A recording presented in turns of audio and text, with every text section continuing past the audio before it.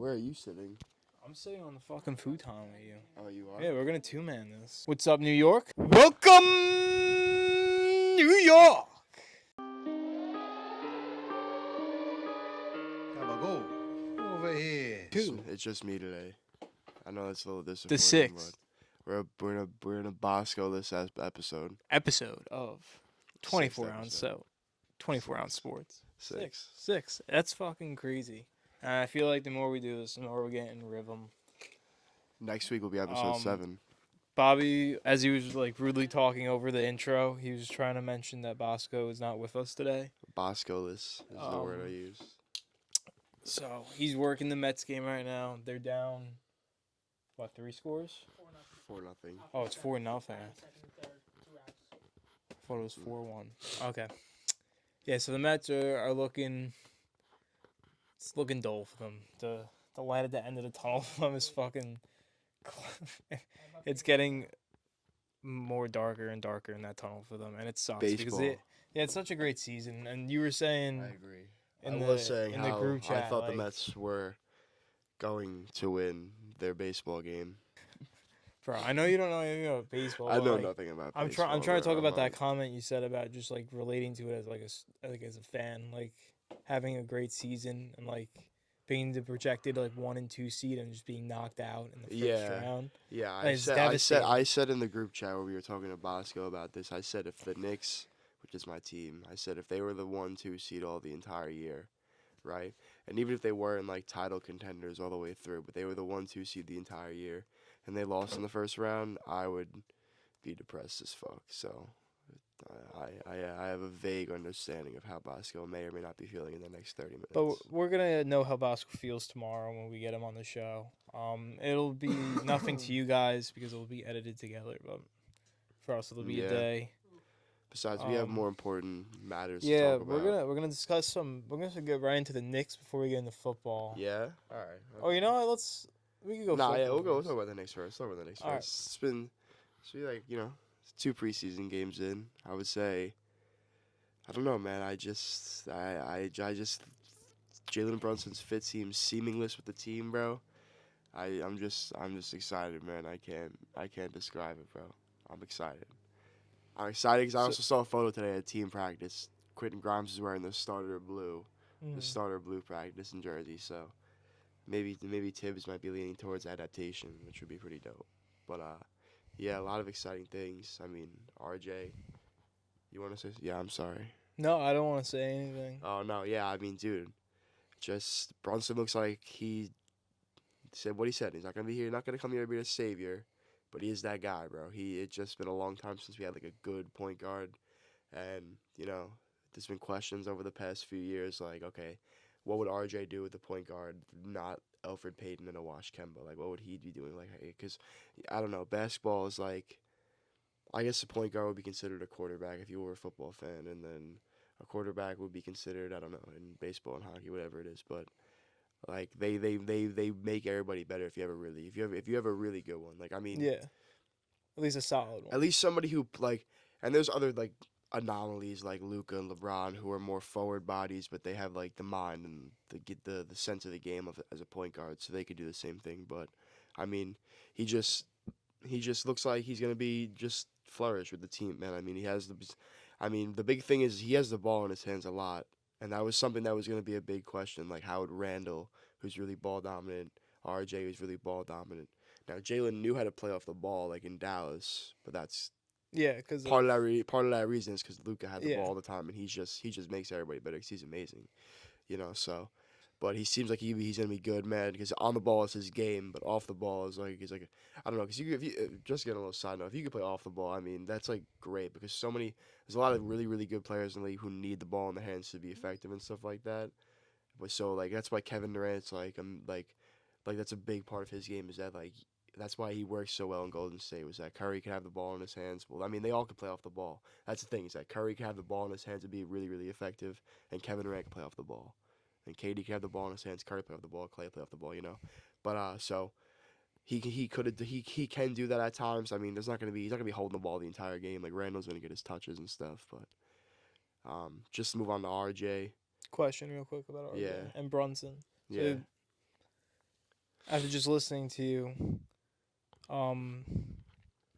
how high do you think this guy's gonna elevate RJ's ceiling this I don't know. season? I It wouldn't seems say. I would say. I would say he's gonna help him raise his efficiency. I would say just shooting efficiency, just getting him open looks, getting him to his spots where he wants to go. I would say those would be big things. But I don't know. With RJ, it's like he left a lot of points on the table with missed free throws last year, bro. Like he had like 22 free throw attempts in the game he had against the Heat when he had 46, his career high. And he would Mhm. I don't even know what he shot, but he left a lot of points at the free throw line. He could have got way over 50. He had 20, 22 attempts from the free 22. line. I don't know how many he Damn. made, but I know he missed a lot, and he could have well over 50 that game. So and that was a big thing for him in the offseason. He said he wanted to work off the dribble again, like he did like last summer, and he got a little bit better at it. You saw he was working on it.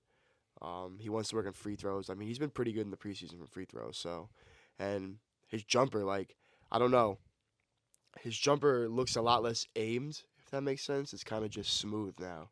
Mm. You know, last year, there, Like you, you could- think you he could was tell. thinking too much I don't know. Like about it? when you see I don't want to bring up Curry again, but dude, when you see Curry shoot, like it's just smooth every time. Like he doesn't think about it, he just shoots. Like that's what you want. Like you don't want to be like aiming at the hoop. You want to like set your feet, square your shoulders, and just shoot.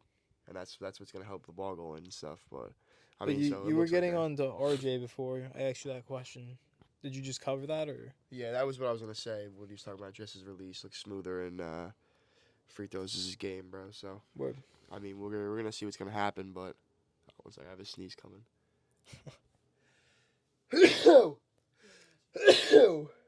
God bless. Do not go into the video and cut my face. I looked right at the camera for the second sneeze. Okay, You're gonna that's you're gonna get a disgusting. funny ass photo out of that. I don't want that to happen. All right, wait. Let me regroup. All right, you want to? Are you done with the Knicks or? No, I got a little more to talk about. Okay, I mean, word.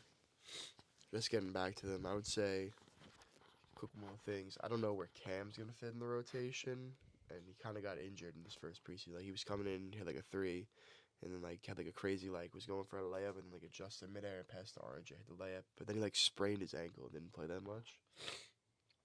I don't know where he's. I still like. We're getting closer and closer to the season. We're about 2 weeks away, and I have no idea how he fits into the rotation, man. So I'm not.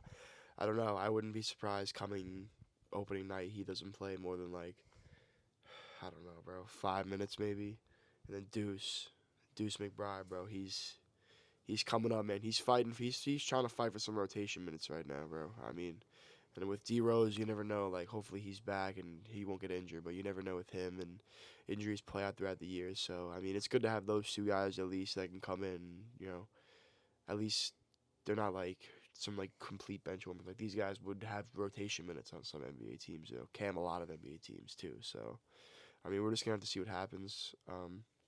Just last thing, is Mitch Robinson, man. He looks like a beast. Yeah. He looks like a beast, bro. He looks fast.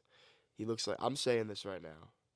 If the Knicks, I don't know, are somehow a top 6 team in the East where they escape the play-in, and like they have a top 4 defense in the league, and Mitch at least has some stats to back it up.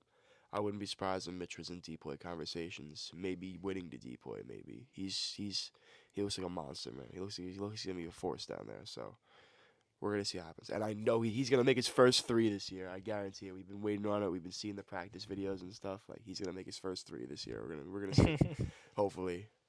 But if he shoots it, I am gonna scream at my TV. I'll be tight until he makes it, then I'll laugh. It's like a Taj Gibson 3, you know. But we'll see Hopefully what we get it happens. on camera. Maybe we'll be at that game. Maybe it'll probably just be like some random. I want to go to. It'll be some random like Thursday night game away in Oklahoma City, and he just like scats a 3 when like we all of us got like Yeah. something to do and stuff. I know. I'll send you the. We'll attach this clip of me saying this to the first 3 he makes this season, guaranteed, and it'll be posted somewhere. Okay, Bob. Let's talk about the Buffalo Stampede and the Buffalo Bills real quick. Let me start the timer. It's good to get a win, you know. Just starting out 2-0, losing, dropping 2 straight. You know. I mean, there's not really much to spend too much time talking about. Everybody knows Gabe Davis had those 2 touchdowns. The first one was a 98-yard touchdown, I think. Yeah, Jamie. Yeah. Nah, Like, he's that's a beast. crazy. He's a beast, bro. And then that second one, he just tugged it out of he's just a Minka's hands. He's just a big play threat, man. I mean, There's no doubt about it. You defense got to be scared when he takes over the top, bro. He's quick. He's long too. You know? I would say Diggs had a touchdown today too. I mean, he plays a huge role in the why Davis is successful, bro. He's so shifty. He draws too much attention to the point where it's like other receivers are guaranteed to get opportunities, man. Like he's a different breed. Absolutely. And I think that's where like the opportunity comes for like the 3 running backs back there. Because I mean, all 3 of them, Zach Moss, Devin Singletary, James Cook. I think they're all. Yeah, they're all fighting for that top spot, right? I would say they're all pretty equally. I think Singletary's got it locked down.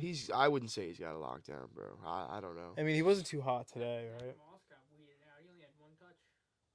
Yeah, he's definitely been the one weeded out. I'd say James Cook has made a huge impact. Yeah, but if one of them goes down, like he's there, like he's been there. Who scored? Oh, okay, good. No mixing. But just to go back to them, tough loss for the Steelers. I mean, Kenny Pickett getting just fucking shit on. I mean, rookie quarterback. I have to say, he was showing a really good connection with Pickens. Like Pickens was barely getting. I think Pickens is a stud, bro. I mean, he's just a beast, bro. He's just an absolute monster. But it's just a tough defense to play against, even with all injuries on Buffalo's side. Yeah. And I mean, he's got an arm. I think they're gonna be fine. Buffalo needs rebuilding year for them. They just lost their Hall of Fame quarterback. Shakir had his first interception. Touchdown. Oh, touchdown. My bad. Kyrie Elam had his first interception. My bad. This is why we got Bobby on here. Yeah, I just know everything. James Cook, Tutty. My boy. He's gonna come up. He's drafted his 3rd pick in the dynasty league. He's taking a come up right now. He's big time. He's gonna start. He's gonna start soon. Watch, you guarantee it. That receiving threat is just something that none of the other backs have. He's definitely the best pass catcher out of the backfield, 100%. So we'll see. But God, like Buffalo's like deep pass is just their deep threat is just crazy. Yeah, no, their play calling is good. Ken Dorsey's doing a great job, man. I mean, him and Allen have been connecting on all cylinders, bro. It's a sight to see. Because when they connect and they play good, they blow teams out, bro. It's crazy. But when they don't play that good and they get in these 1-score games, like that's where they've been losing and stuff, you know. But they've been losing within like crunch time. It's 1-score games in crunch time. They got to get over that because come AFC Championship time when they verse the Chiefs this year, or they verse a team on the Chiefs' caliber this year, it's gonna be Colts. It's gonna be not the Colts, motherfucker. It's not gonna be the Colts. No, it's not gonna. I meant to say close. I got mentally out challenged. I just love how Josh Allen is just like, his come up bombing it on defense, like because I there was a drive, like I was watching the highlights. There was a drive where he threw the pick right, and that was like the Gabe Davis. All right, he got took the consequences. Next drive, does the same thing. That was the Minka touchdown. He slings it, bro. Like Minka's one of the best safeties in the league. They don't give. I mean, momentum was already their way though. Like they already knew they had that game. I know. Tough game for the Steelers though. I mean, that was just gonna get outmatched, especially after losing to the Jets after a bad week. All right, let's get into the Jets. Let's get into the Jets, New York Jets. Big win. We're gonna say the best for last because. Listen, we all know what we're here for. Listen, Bob, I'm gonna enlighten New York you guys Jets on a time. secret. I'm gonna enlighten you guys on a secret. Save it for the Giants. No, this isn't about the Giants. We just. Breaking news in the NFL: Deion Jones was just traded to the Browns. Are you actually serious? Deion Jones traded to the Browns. For late round compensation. Well, Why do good players always get traded for like their 4th defense or 5th just got picks, bro? boosted. They're making, dude. That team's gonna be nice when Watson comes back, bro. And it's weird to say that because we all know Watson and his history, but I mean they're gonna be nice, bro. But what I was gonna say, so you come on the show, we record this podcast, all right? We sit down and we talk about the Jets. We talk about the Jets, bro, and it's just like we're not here to talk about that. We're here to talk. They're a football team, though, just like your G-Men. We're here to talk about the 4-1 Giants, but we will talk about the Jets. We will. We're gonna talk about the joke. Jets. It's just a joke.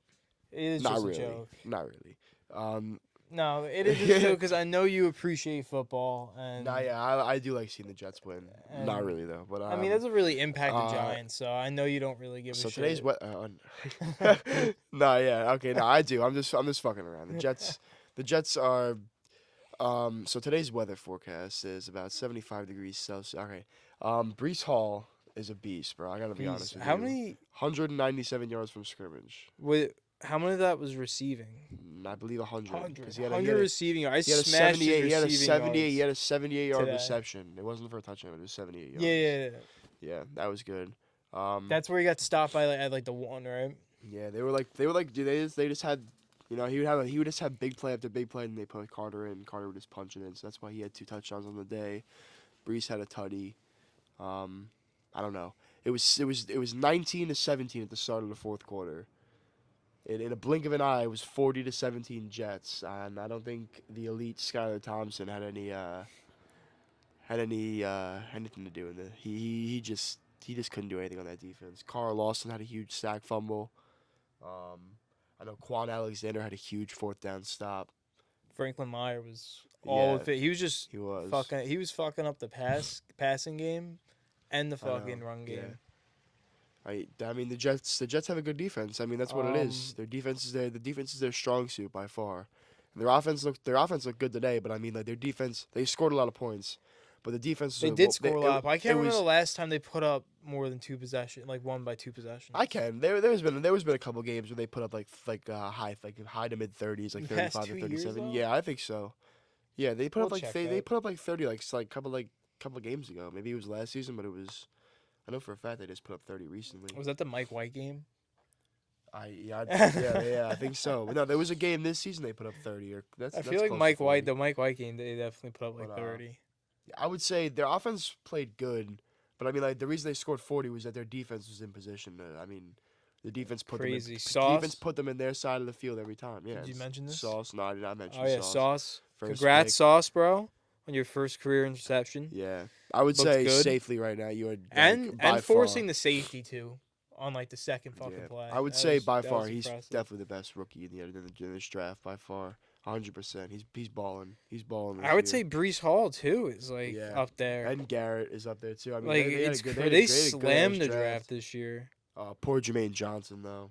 He had an ankle injury today. It looked bad. It Rip. looked bad. He's We we're feel gonna find for you, out Jermaine. some later, but But I mean, Jets fans gotta feel good. I mean, yeah, I would Yeah. too, bro. I mean that's a Zach big Wilson Win. comes back, It's a big win. It's a winnable game, especially without Tua, you know, and especially with Tyreek.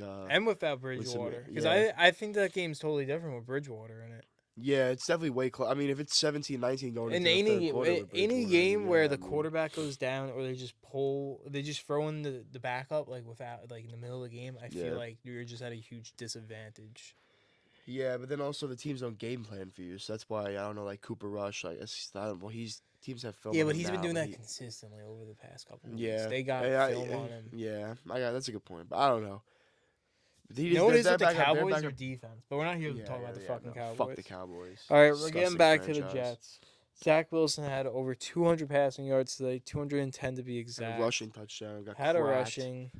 Thank God, he didn't get the Tua treatment or anything. No, yeah, he did get cracked though. Like, He it was did. like right in the head. I but mean, that's football. Like Joe Burrow said, that's like the cost of playing the game. I agree. It comes with the game. I mean, yeah, bro. Jets. big Braxton win. Berrios Big also win. got cracked. Winnable He had win. Helps He them had in the the last division. touchdown. Did you see that? Yeah, him and his blonde ass. He hair. he looks like Eminem. No, he actually does with his blonde hair, bro. It's weird. When we went to the training camp, he's like Oh, he's just fucking sitting on these. That's He's- crazy. he's like me, Jumanji's height, like around there. And Jumanji, Jumanji. my Oh bad. yeah, Jumanji. I'm gonna cut that out, Jamie. Jamie. He's Jumanji. like me and Jamie's height. Jumanji. Why'd you call him Jumanji? Like 'Cause that's Polly? that's they call him at work. It just Ah. it gets mixed up, bro. It's like you know what it is to me now. It's like Anthony and Bosco. It's Yeah, like I don't think I've ever called Bosco Anthony in my entire I life. have to when I'm in talking to reference. like his parents. Jets looking solid right now. Big win, big winnable win. Especially keeps the division close. Especially now with the Bills, Dolphins, and Jets all being 3-2. Yes. So Real quick, Quincy Williams had a sack today. That's making it his third straight sack of the season. He's had it a sack in every game for the past 3 weeks now. It's pretty good. He's climbing up the Um, leaderboards. He's been Jets balling. have had 9 sacks so far this season, which I think is great. I mean, dude, their front seven is getting paid what to do. They're getting after the quarterback, forcing sacks, strip sacks. And Quentin Williams like stiff arm Tyreek Hill off the fumble today. Did you see that? He like threw him like 15 yards. It's funny, but I I mean, hate dude, Tyreek. that was a huge win for them. I mean, especially against a If three- Tyreek wanted a chip, he would have came to New York. Either team. 'cause if the team. Dolphins pulled that one out without two, it's 4-1 division. The Bills are second place. The Jets are third place. I mean, now it keeps the division really, really close. So But I mean, it's gonna be interesting to see how the rest just of the to season goes. and cap off the Jets talk. I think a goal for them moving forward, like the first quarter of the season's over now. The past 2 seasons, I think they've been 12-0 against divisional. No, they've been 0-12. Oh yeah, 0-12. So that that's back. the first time they've won in like since, Yeah, since the Bills a couple So the years Jets ago. have been 0-12 against divisional rivals last year, and I don't know. To play a team twice and not win once, that can't happen this year, and it's not gonna happen because they've already beat the Dolphins today, I would say which is a great start. So I would say if the Jets can squeeze 4 more wins out of their schedule, that'd be like a good season. And they already have 3 in the first 5 weeks. So I mean, they're on pace. I mean, they could totally achieve that, especially with the second half of their schedule after the bye. Doesn't look that bad as opposed to how they're playing right now. So we're gonna see when that time comes. Like who knows? But I mean, they're on the right track, man. It's weird. it mean, is like weird. I'm in a It's parallel- weird to it's like I'm in have a all the parallel New York universe. teams winning. I know the first year we Besides the Mets. the first year we start this, fucking, it's going out great right now. Both every team is looking up and winning and stuff right now. So it's funny. It's weird, but it's funny and it's lit. I gotta be honest with you. It's lit. I'm gonna clip the clip. We're gonna end the Jets talk. And we're gonna move on to the Giants talk.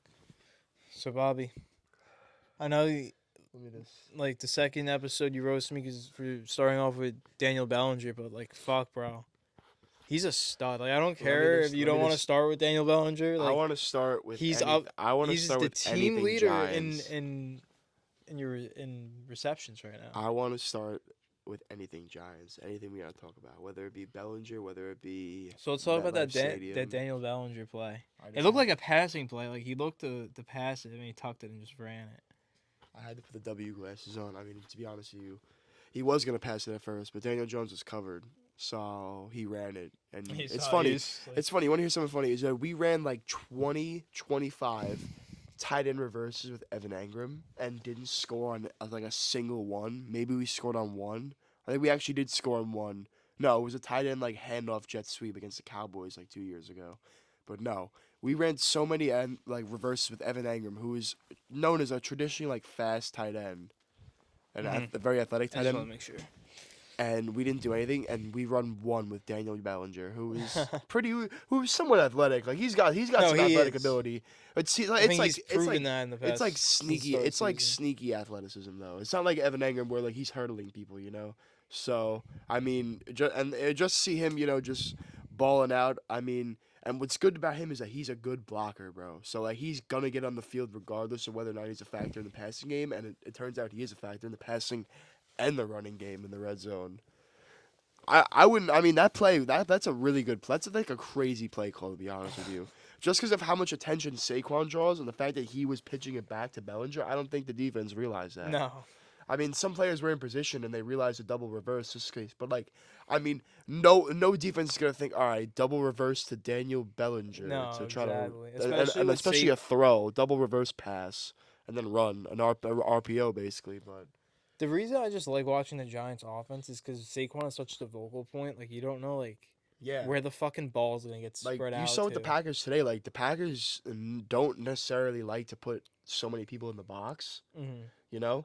So when they had to put mad people in the box just because of how much he commands, because he's leading the NFL in rushing. I don't know about this week because I know Chubb went off today, and I know he was second, but it wasn't that far behind Saquon. So Saquon might be 2 in rushing into this week, but he's like number 1 in scrimmage 100% because he had over 100 a day. But I mean, he just commands so much energy to the point where, or so much attention, not energy, so much attention that you got to stack the box, and that leaves one-on-one matchups on the outside. And I mean, since we get into receivers, I mean, dude, where was he? Where was he week 1, 2, 3, 4? With the fucking Darius Slayton, bro. He came out of nowhere today. Well, he kind of was asked to come out of nowhere today with the injuries. he was buried in the depth chart, man, and he did have that big drop last week. The reason he was a 5th-round pick is that I guess he suffers concentration drops and doesn't have the greatest hands. Because it's like Evan Engram. It's like if he could catch the ball really consistently, he's got the athleticism. He could just burn you over the top. Yeah. I mean, today, like, he was just making every catch, and that 3rd down where he was like, you gotta get tackled, and he broke it and stretched and got it for first round, like, that was like huge.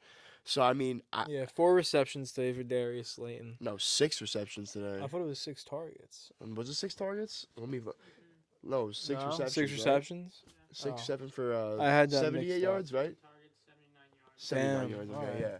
6 receptions. Yeah, no, because I know he caught it way more than 4 times today just by watching the game. But from here out going forward, I mean, he has to be the wide receiver 1 from here on out. You know, Kenny's not gonna do anything. He's garbage. Wandale, when he comes back, it's not going to be on a boundary. He's going to be a slot. Tony, I mean, dude, we need Tony on the field. We need him back in action because he's got the most skills out of anybody in the team, maybe besides Saquon. But I don't even know, man. When Tony plays, he plays like he can't be tackled. Like, it's crazy. But I mean, so as of right now, I just like the scheme. The play calling has been S tier. Like, coaching matters. Like this year proves that like coaching matters, and it proves that like we were all deceived by Joe Judge after the first year because we saw him like dive for a loose ball in practice and OTAs and shit, and we all got hyped. But I mean, coaching matters, bro, and it's showing out. I mean, there's glaring weaknesses on this offense, and it doesn't seem to matter come late game. What are some of those weaknesses? Remember, all right. So last episode, I said, watch out for Kenny Clark, because that's going to be a bad matchup, because our interior offensive line in the pass game is bad. And in the first quarter, I saw Kenny Clark dosh John Feliciano, like, bad, like put him on his ass, and, like, almost, like, sack DJ. Or maybe he did sack DJ, I can't remember, but, I mean, towards the end of the game, the interior of the Packers' defensive line, which is a really good strength of theirs, wasn't really, like, an issue, and neither was their edge help. I mean, they were getting pressure, but Daniel Jones was just, like... Daniel Jones played a fucking crazy good game today, bro. And his ankle looked fine, too. Yeah, his ankle looked good. I mean, he looked good in practice. There was a clip of him in practice I saw on Wednesday. It was like him rolling out to the right and running, and he looked smooth. I was like, he might actually be good to go. And he was. And dude, I don't know. He may not. I don't necessarily want to give him the keys. He's not the franchise QB. I would love to draft one this offseason. He would be a great guy to have. But he's start and have a young guy sit behind him. I guess, or he's playing his way to another 1-year contract for this Giants, because we may not, the way it's going, we might not even be in position to take a quarterback, bro. True. Draft wise, because we don't have the assets to move up in the draft unless we want to dole like out a Jameis Winston type deal. It's some 2 years. What Winston got? I think he got another year. He takes the team to the playoff. I'm definitely giving him another year, because we would have the 19th pick at worst. So I don't think we'd really necessarily be in position to get a quarterback there. I mean, maybe, but like not one that you like know is highly touted, because once again, another strong quarterback class with young. I mean, I do not think the Giants will win the division, nor do I think the Giants will make the playoffs. And I was gonna say it right now. And we're 4-1. I just gotta be a realist. Cowboys going 4-1 without Dak is pretty annoying and pretty ridiculous, because when Dak comes back, I mean, we all know Dak's better than Cooper Rush. I mean, that defense is balling for the Cowboys. I would say the Cowboys will make the playoffs. I would probably say the Eagles made the playoffs. We would, I don't know. It's tough, because next week we got Baltimore. We'll talk about that in a little bit, but it's tough. I got to see how the schedule plays out. We could just end up shitting the bed, you know. Like, I don't know. We're consistent in the run game, but we lack consistency in areas. Sometimes we're good, sometimes we're bad. So I don't want to say we're gonna make the playoffs yet, but being 4-1 keeps us firmly in the playoff conversation. Like with even if we lost the next 2 games, we would still be in the playoff conversation, just because that would be 4-3 if we lost 2. So you know, So Saquon had a scare today. He left the game. I didn't think it was a scare. Not one of it didn't. I didn't see him go down. So they said he went to the sideline and they said he was hurting, and then they went into the blue tent and they took him out of the blue tent. And they said he was literally put his helmet on, he was ready to go in, and then Dable sent it. And then Dable still he was ready to go in, and then Dable sent him into the locker room because they didn't want to risk it.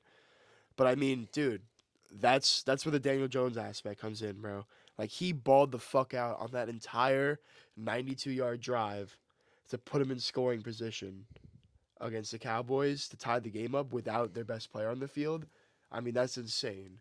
His receivers were Darius Slayton, David Sills, and Marcus Johnson, who was just elevated from the practice squad. And David Sills is basically a practice squad player. With Matt Breida, who's good as running back, and then Gary Brightwell got his first touchdown. Normally a special teams guy, third string RB, but I mean, he just powered that in there.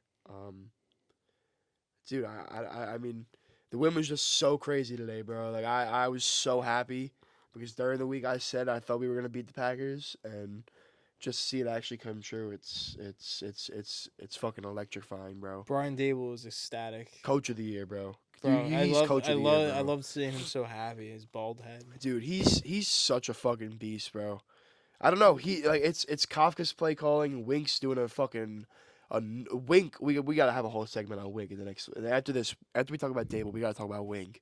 But I mean, dude, Dable just knows how to light a fire into their asses, bro. There's somebody he wants to play for. He's a player's coach. They all fuck with him like heavy.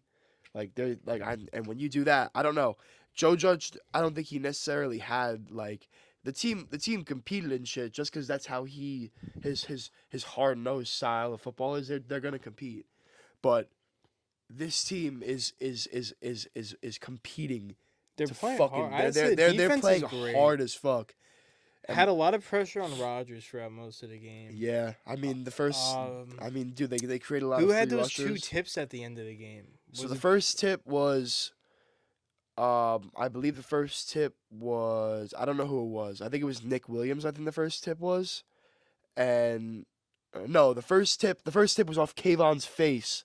Was it? Okay. Kayvon jumped up like this, and then the ball hit his face, and the ball skyrocketed in the air, and Tay Crowder almost picked it up, but he dropped it. And then on the 4th down one, Rodgers touched his shoulder, and it was Lazard out wide. And then like you saw like, I think it was Dane Belton. He like pointed back to Lazard or whatever, like right before the play snapped. Maybe it was Justin Lane. I don't know. And McKinney blitzed off the edge because they sent like 7 guys, and McKinney just jumped up and he just perfectly swatted it. Nice. I know, bro. Crazy shit. And then they forced that fumble on the kick return. I mean, the Packers recovered that, I think. Which one? No, the Giants had the fumble forced on them. Was it? The Giants didn't force the fumble on the kick return. Okay. Or maybe they did. I don't know. I don't think they did. No. I just don't think they recovered Packers it. fumbled the punts. Yeah. It went right into another Packers. Oh yeah, that's right. That went right into the. I think it looked like number 20 on special teams forced Number it. 20. Number 20 is Love. Julian Love. Yeah. Yeah, He plays yeah. special team. Yeah. He's a beast. I think if He's a I beast. was watching it He right, had a it concussion looked like last 20 week. to- I didn't think he was gonna play this weekend. He had a concussion last week, and then he came back and he played. So he's looking he good. cleared protocol and stuff. So he's good. So I just want to talk anything else on the about. Yeah, I just Giants? want to talk about Wink, bro. Maybe for like. All right, let's make it the last thing. I'm gonna cut the clip. Okay. What are your thoughts on Wig, dude? And Wig is what, your defensive coordinator? Yeah. I mean, dude, he's just a mastermind, bro. We had So Brian Dable, what does Brian Dable call? nothing. Nothing. Okay. He has a big hand in the offense and like some of the play calling, but Kafka calls plays. Like, Okay. He calls plays on offense, but I mean, dude. Are they Wink- up? They're up in the booth. When Yeah, Kafka's up in the booth, but Wink is on the sidelines, and so is Dable, and dude, Wink's just a mastermind, bro. I mean, dude, we were down 17 to 3 at one point. We won the game 27-20. So that means we outscored the Packers 24-3 in that time. We were down 20-10 at halftime. Okay, and what was the score? 27-20. Yeah, we shut Aaron. No, we lost 27-22 I was gonna say because of the safety. But the point is that it was such a it was- weird ending. Well, to that because game. you didn't want to block punt, recover for a touchdown, so they took the safety and they kicked it out, and so they didn't have to worry about getting the block, so they kicked it out and they just gave the ball back because they had no timeouts either, and they still. I love your punter. Jamie Gillen, the Scottish Hammer, yo, he's Yeah, got a Scottish fucking Hammer. boot, bro. He could kick that motherfucker. He just but looks I mean, like a menace. What I is the know. box? but Is it I a mean, dude, Viking? we were getting killed with the quick outs all game. The short passes were killing us. So you know what we did? We Wink pressed up, pressed the corners. Adoree went out. He didn't come back in the rest of the game. We didn't have Leonard Williams. Didn't have Azeez Ojulari. Our two starting corners were Nick McLeod and Justin Lane, who were cut from the Bills and the Steelers practice squads. They came in. We pressed up and we held Aaron Rodgers to 0. They scored 2 points in the second half, but it was a safety. We held Aaron Rodgers and the Packers offense to 0 points. 0 points in the entire second half. I mean, that's just winning football, bro. That's just winning defense football. I mean, next man up mentality is really like a thing on this team, I guess. And I don't know. Wing's just a beast, man. He puts guys in the positions to win. I mean, Kayvon was getting held like crazy today. He would have had a couple sacks, 100% if he wasn't getting held. He was getting pressure all game. He's looking Dex, to be a great pick. Dex had the best play of the game by far. The Packers He's are crazy fast. Dex, Yeah. dude, for a big man, yeah. We'll get later on to we'll talk about if the Giants gonna re-sign Dex or not, because he is in a contract year this year. Oh no, they picked up his 5th, so next year he's in a contract year. We'll discuss it. We'll discuss it. But we cross that when we can. But I mean, he had the best play of the game. The Packers were in field goal range. He had that sack, took him out of field goal range. He had the punt. That was the biggest play of the game. So. I never would have thought we would have been 4-1 at week 5, bro. Yeah. Like never, especially like just how we're winning too. Just comeback win, like dude, like 17-3, 10 down 20-10, like outscored them 24-3 to end the game. Like that's just, especially with how like bleak and bland and hard we looked in the first quarter, bro. I mean, I'm excited because next week is going to be a tough challenge. It's going to be a tough challenge against the Ravens. But, I mean... It's all going to come down to just slowing down Lamar. We gonna do predictions, or...? Yeah, we can do predictions quick. Jamie, you have the... We need receipts from Jamie. He said the Packers are going to destroy... What was it? What did he say last week? By 10. He said Packers by 10? Yeah. I don't know about that one. What did I say? Giants by 2-3, I think I said. Hey, you're welcome. I'm picking against the Giants and win. You want me to stop? Alright, I got it. Yeah, I have no connection down here. Alright, sorry, I got it. I'll give you the Wi-Fi next time. So we got Jets, Packers. I'm gonna go Packers. I think Yeah. Aaron Rodgers has a bounce back game. I mean, Matt LaFleur got out coached bad by Brian Dable. I don't think he gets out coached by Robert Saleh.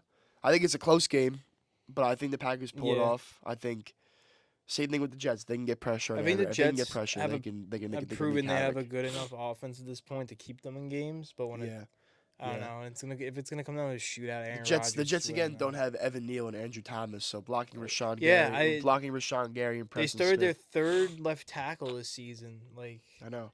So today. blocking Rashawn Gary. their and third Kenny different Clark left and- tackle because they That's gonna be a lost tough challenge. like They're gonna want to bounce back the Packers 100%. they lost so Mitch last week. I'm gonna take the Packers by a touchdown. I Sorry, Jets. am also taking the Packers. Jamie. I'm going to take the Packers. I'm going Packers by a tutty. Okay, Packers across the board, and I'm going to assume Bosco's taking Packers because he likes doing that reverse psychology stuff. Yeah.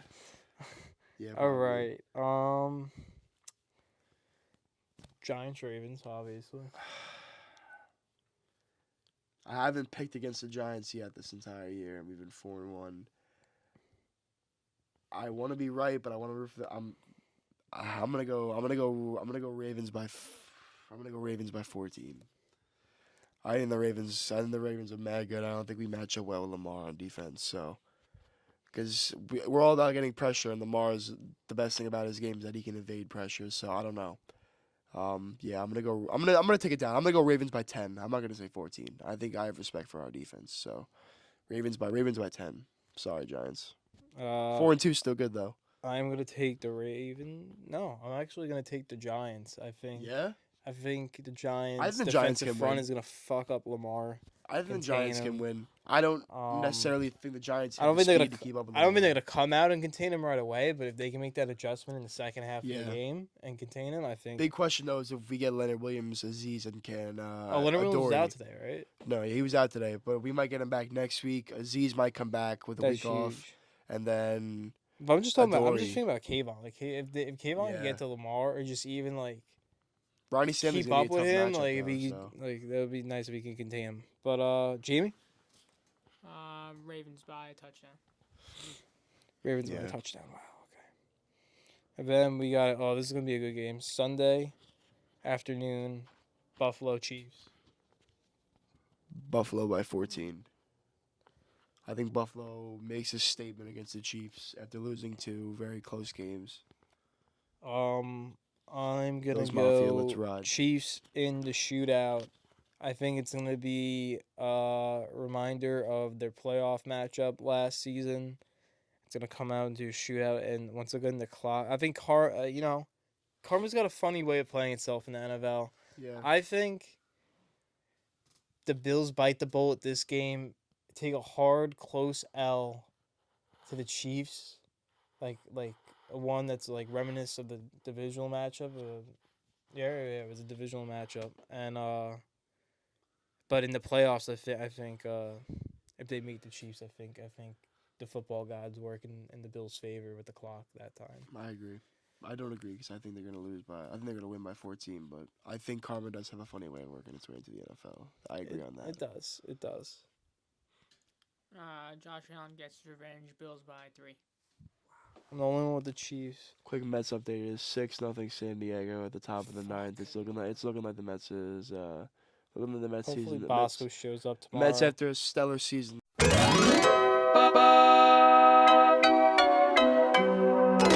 Bosco, Yeah, you missed Sunday because you were actually at the game. I was at the game. We've stressed this Well- multiple times now that Bosco and Jacob both have a great courtesy of working at City Fields Yeah, with some amazing people. Because even despite the terrible depression that the Mets gave them this weekend, they still gathered yesterday. And as yeah. the City Field Fan Fest team had a celebratory softball game, I believe. Yeah, a little fam fest, you know. To celebrate the Mets' success and all their hard work, delivering a great experience to Mets fans. I mean, yeah, but it's more of an end of the year party because we like each other. But But also your hard work. yeah, of course. I mean, it's the hard work always. unless you comes- fucking kids are always on your phones all day. Oh, no, I mean there are some people, but those some people don't usually get invited back. But, yeah, fucking tough pill to swallow. I weirdly had a feeling towards the end of the year because they were just not picking it up. Okay, game 1 was 7-1. I worked game 1. Not a good time. It was really a lot of hype going in. We're all excited. I'm sure there was a lot of hype going in. Yeah, it was the first playoff or postseason berth since 2016 for the Mets, and a lot of high hopes. I mean, we didn't win the division, but we got over 100 wins, which in general, just doing that is a huge accomplishment for any team. But going in there, obviously the high hopes, but the way the season was going towards the end, you kind of had your doubts, and being a Mets fan, those doubts kind of take over your head a little bit. But I was trying to stay Not think about not them. think about the Just be them hopeful. blowing it. Yeah, being be hopeful. positive. Yeah, because if you're a Mets fan, you know we're always fucking negative. We're always miserable. It's the same fucking bullshit every year. And this year, it felt different. This team had a combined no-hitter. They got over 100 wins for the 4th time in franchise history. It was just a different vibe the whole year, and there was magic to this team. But with all sports, and especially a sport like baseball or really anything besides football that has over 40 games at least a year, like hockey and basketball and baseball, you're going to have times in the season when you're hot, and you're going to have times in the season when you're down. And the Mets, right before Starling Marte got hurt, were hot. They were red hot, one of the best teams in baseball with Atlanta right there neck and neck, but still had a 6-game lead on them. And then Marte went down, and you saw it kind of decline as the last month went on in the season. And which brought us to the postseason where Marte came back. And I personally believe that Marte was probably fine the last 2 weeks of the season, but they wanted to just not flirt with anything or have anything go bad. Prolong his injury. Yeah, exactly. They didn't want to have him re-injure something, all that stuff. But you go into the first game, you got Max Scherzer on the mound, hopes are high. You're thinking good thoughts, and you get smacked around 7-1. Happy thoughts. Yeah, it was all happy thoughts until you were So they down hit early. back-to-back home runs that game. Mm-hmm. To really, put away that game, and I think that was their 22nd back-to-back home run on the season. They said on the broadcast. Yeah, For the Padres. The Padres. I'm gonna Keep saying I have they. I have another thought, but I'm gonna wait till after I do the whole wild card thing. So game 2. Yeah, so going to game 2, big game, big moments by some players. Really just went out and fucking played baseball and got the bats hot. DeGrom came out, wasn't his best game, but it was a good game, and he pitched very well. He was hitting his spots for the first time in a while, it felt like, because his last 2 starts he was really not hitting his spots, messing up a lot, leaving balls over the heart of the plate, getting smacked around. But it was a little bit of the old DeGrom where we're just seeing him mow down guys, getting his strikeouts, easy outs. He let up a home run, but nothing too crazy. Sad to watch. But they came in. Pete Alonso came in shortly after that, though. He did. Answered back. The Lindor But he came in yeah. and hit a big home run to kick off that game. And I did not actually work that game. I was home watching it, but I was unable to watch the first 2 innings because the Mariners and Toronto was running late. So I had to watch the last 2 innings of that game, which I'm excited because I really like Seattle, and I thought of them as a dark horse to win the World Series this year, and I hope that comes true because, to be honest, I fucking hate every single team in the National League, and I'd rather the Yankees and Houston not win it. But I'll get to that towards the end. But the Mets came out hot. Pete got hot. They were hitting balls. Balls were getting over the wall. And when that game finished, the hopes were high again. The confidence level was there for not only the players but the fans. The place was rocking. I was talking to my friends that were there at the game, like, what was the atmosphere like? What's going on? Like, and they were saying it was just like a party the whole time. And actually, the workers had to get relocated to a different parking lot, and we had to take shuttles. And one of the shuttles was an actual party bus. Really? And my friends were on the party bus on the way back, and they said it was so much fucking fun. I was thinking that, like, obviously because the Mets won, I wanted you to be there and working, and maybe you could have gotten like some cool shots for the show. Yeah, but, no, I couldn't. It like, wasn't really of you just with some fans, but like that is just crazy. Just to be a part of a playoff win. Yeah, like, it sucks that you had to work for the 2 losses. Yeah, exactly. And because that place of that too. Yeah. Going to game I don't wanna 3. throw you off. And just when you think the hopes are high and you're a little confident the bats got hot at the right time, downhill. Just absolutely nothing. 6-0 to the Padres. Joe Musgrove was dealing. But a lot of people were just defending him at a point. And I can get that if you're a Padres fan, you're obviously going to defend your players. It would be the same thing if it was like Chris Bassett had something on his ear. I'd probably want to defend him because I don't want that truth to come out. It was very cold. I had on multiple layers. If you sweat, you glisten, but it's not June or July. You're not sweating like that. It was very clear as day that something was on his ear. And they were saying icy hot or some bullshit. But if you go back, Joe Musgrove does this exact motion I'm about to do right before the umpires come and touch him and check him out, his ears and stuff. As they're in a little group talking, and his teammates are around him, he takes off his hat and does one of these, a little shoulder wipe on the ear twice, puts the hat back on. And they come over, they rub the left ear, which wasn't the ear where people were seeing the substance, and then they go and check the right ear. And when you're looking at it, the glisten isn't there as much because wiping his ear, and they didn't find anything. They took him out. Well, they didn't take him out. Sorry, they dealed him as he's fine. And I didn't know about this. Yeah, and just to reiterate too, Joe Musgrove, as a playoff performer, had an 8 ERA his whole career, so he has not been a good postseason pitcher. And speaking of being a postseason pitcher for Joe Musgrove, he was on those Astros teams who cheated and won the World Series. So makes you think. Obviously, the apples fall too far from the tree with that roster from, what was it, 2016? No, I don't even know what year it is anymore. But you're seeing it around the league. Last year, it is definitely lightened up. But when you come into that game and you see Joe Musgrove is doing as good as he is, and his spin rate is up tremendously and all this stuff, and you see the things on his ear, It's a little weird. It's a little weird. I'm not gonna come out and just be like, this guy's definitely cheating, but I'm a little suspicious still. But also, like, even if he is proven to be cheating, it's not doing anything for me or the Mets. It would honestly make it the much Mets harder of a loss for me. Mets weren't doing anything, Yeah, they got one hit the whole game. especially in Pete that Alonso. third game. Yeah. It's a They shame struggled. because Jeff McNeil lit up the game, like really rallied the team together in game 2, and I fucking love Jeff McNeil. But yeah, I mean, he didn't get going in game 3, but Jeff, you're the GOAT, bro. yeah, Jeff is literally the fucking man. His just that trademark golf swing of his is just perfect for the type of player he is.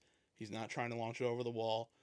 He's not trying to do anything too specific. He just wants that ball in play. He's making contact, and that wins you batting titles and also wins you games. But game 3 was a little different.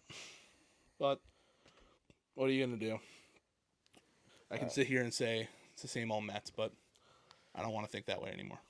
Bosco's World Series outlook after the Mets have been eliminated, sadly. Yeah. So who else has been eliminated?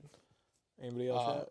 Well, the teams that have been eliminated from the National League, you obviously have the fucking Mets, of course, and the Cardinals, who I kind of hope we're going to make it because you kind of want that storybook ending for Yadier Molina and Albert Pujols, but you know he's going to get it. When it lines up, and it wasn't just going to line up because that team, besides a few players, was not going to be able to pull through for them. The AL, see Toronto go down, and Toronto sports is just a fucking dumpster fire. Yeah, the Guardians knocked out Tampa, and it's a tough pill to swallow for me because you look at the rest of the National League in the NLDS and who's playing, and as a Mets fan, I fucking hate the Dodgers. I fucking hate the Padres. I'm not even going to say more now than ever. I've always just disliked the Padres. They're a team who have just done nothing forever and just talk so much shit. I fucking hate the Phillies because also fuck Philadelphia sports. And I fucking hate the Braves. So I don't want no World Series winners coming out of the NL. More than I would much rather watch the Yankees win than any team in the National League any day of the week. So speaking on the Yankees, who they got coming up? They're playing tonight. Yeah, game 1. Playing the Guardians. It's weird. The Yankees are a team where, like, earlier in the year, like, oh, this is the team to build that wins the World Series. And as time went on, I disagree. At the beginning, I was like, hell yeah, this team's fucking really good. But they really slowed down, and Aaron Judge was the only thing really keeping them afloat for the most part. And they have a very good bullpen, but starting pitching really isn't there. And the bats aren't always lining up, but they needed to line up now. And kind of good for them. They're playing the Guardians, who they are a good team. They have good pieces, but Jose Ramirez isn't going to win you a World Series or get you really that far. And Shane Bieber and all those guys. It's just the comparing the two rosters. It's just an easy Yankees win. So they and this second round is best of 3 too. no, it's best of 5. Best of so 5, first okay. of 3 wins. So I'm gonna take the Yankees out of the AL for that divisional series, and between Seattle and Houston, logically you pick Houston, but I really like Seattle a lot, just as a team in general, and also this is the first time they made the playoffs in 21 years, and also in their whole history have made the postseason I think 4 times. That's crazy. Which is kind of bad, but like you also think about it, they had Ken Griffey Jr., one of the best players ever. How have you not been good forever? But Talk your shit.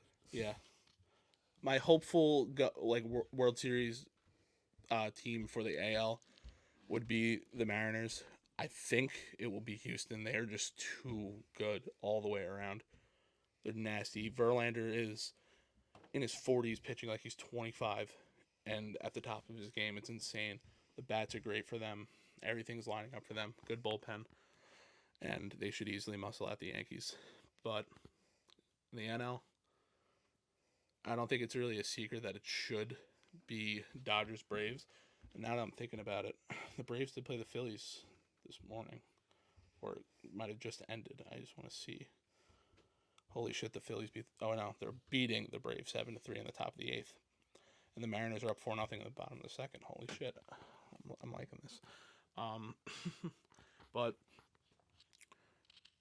realistically, I would choose either the Dodgers or the Braves to make it to the World Series.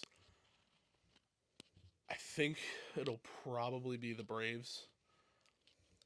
And out of all the teams coming out of the NL that I say I hate, currently right now, I hate the Braves. Because the that would make it back to back, right? Yeah, The it Braves. would be back-to-back World Series appearances at the least, and if they win back-to-back championships. But I really don't know if there's a team that's going to be able to take down Houston this year. They're just all year long they've been so good. And even the Mets met up against Houston twice this year, and both times the Mets were red fucking hot, and both times the Astros just beat the fuck out of us. And it was just like that moment of like, all right, we know we're good and we should make the playoffs.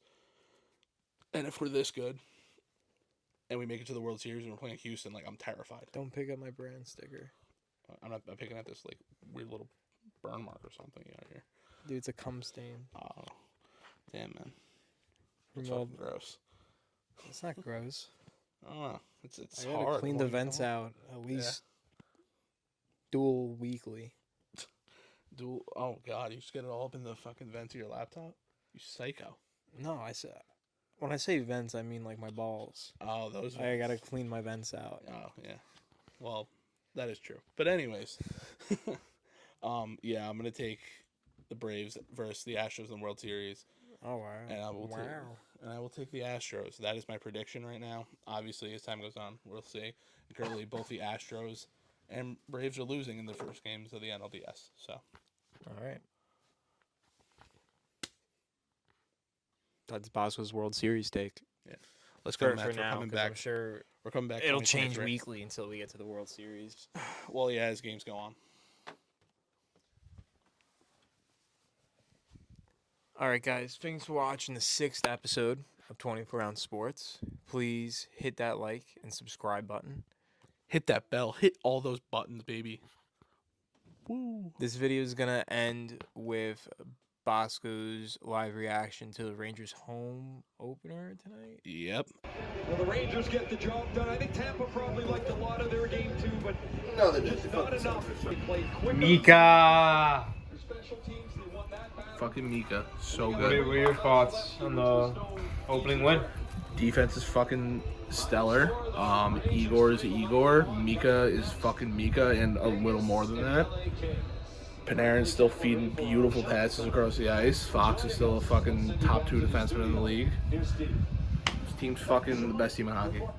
Colorado can suck it. Tampa can clearly suck it. I don't give a fuck. That's all. All right, I just want to say something right now. All I got, real quick. All right, 6 words. I need you to hear these words very closely. All right, 6 words going right now. Brian Dable, Coach of the Year. We out.